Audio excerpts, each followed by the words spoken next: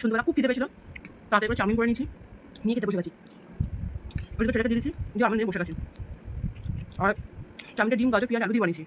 আর তার সাথে জানো লঙ্কা, টমেটো, সরি টমেটো ছিল না, তাই টমেটো দিতে পারিনি, লঙ্কা, শসা আর পেঁয়াজ পাতিলেবু দিয়ে নুন দিয়ে ভালো করে মাখিয়ে চাউমিনের সাথে মাখিয়ে নিয়েছি। জাস্ট অসাধারণ। রবিবার করে যখন মা সকালে করে চাউমিন জলখাবার বানাতো তখন এটা করতোই, শসা, টমেটো, পেঁয়াজ, কখনো কখনো চানাচুর দিত, কাঁচা লঙ্কা, লেবু দিয়ে ভালো করে মাখিয়ে চাউমিনের উপর ছড়িয়ে দিত, দারুণ খেতে লাগতো। আর এই যে এইদিকে ছেলে খাচ্ছে, ওকে দিয়ে দিয়েছি খেতে। ও খেলতে গেছিল সুইমিং থেকে এসে, ওর খুব খিদে পেয়েছে, ওই জন্য বানিয়ে নিয়েছি। খুব খিদে পেয়েছে, খুব খুব পাচ্ছ, পুরো ঘামে অবস্থা আমার খারাপ। লঙ্কাগুলো ভালো ঝাল, তো তার মধ্যে খেতে বসে গেছি। মুখ চুখ কিছু ধুইনি চাউমিন বানানোর পর, পুরো ঘাম টপছে।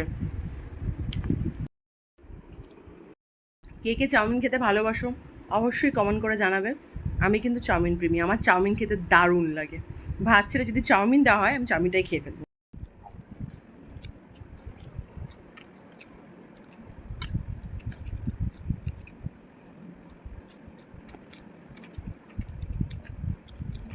চাউমিন হবে, লঙ্কা পেঁয়াজ হবে, এটা হতেই পারে না। শেষ হয়ে গেছে, এবার খাবো 7 আপ। ব্যাস প্রাণটা পুরো শান্তি হয়ে যাবে। এই যে আমার চাউমিনের থালা।